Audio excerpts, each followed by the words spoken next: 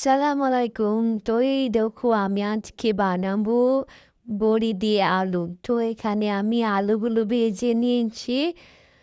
তাই ভাজাটা পুরো হয়ে গেছে, তো আমি এটাকে তুলে নিচ্ছি। তো তোমরা কীরকম ভিডিও দেখতে চাও সেটা আমাকে কমেন্ট করে বলো। আমার ডেলি ব্লগ দেখতে চাও, না কুকিংয়ের ভিডিও দেখতে চাও, না অন্য কিছু? তো সেটা তোমরা কমেন্ট করে বলবে, তাহলে আমি সেরকম তোমাদের জন্য ভিডিও বানাবো। তো বড়িগুলো আমি নিয়েছি, এবার তেলে এটাকে ভালোভাবে ভেজে নেব।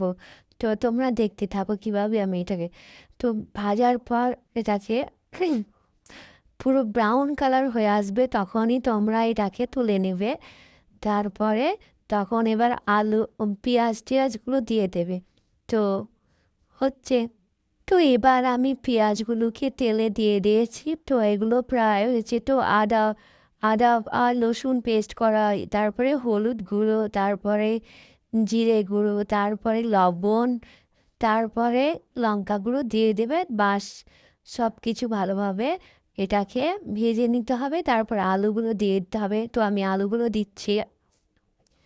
তো আলুগুলো দেওয়ার পর একটু ভালোভাবে কষে নিতে হবে একটু জল দিয়ে।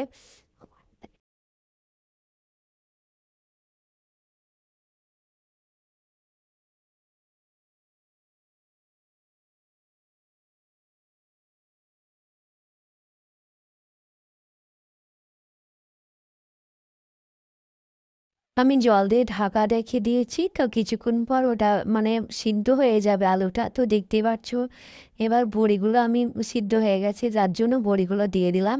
কারণ আলুটা অনেকটাই সিদ্ধ হয়েছে। তো আমি মাংস ছিল, সেই মাংসগুলো ওইটাতে দিয়েছি যাতে টেস্টটা আরও ভালো হয়। তো তোমরা এমনিটা স্কিপ করতে পারো, না দিতেও পারো। তো আমি এবার তারপরে দেখবা এবার টেস্ট কেমন লাগে খেতে।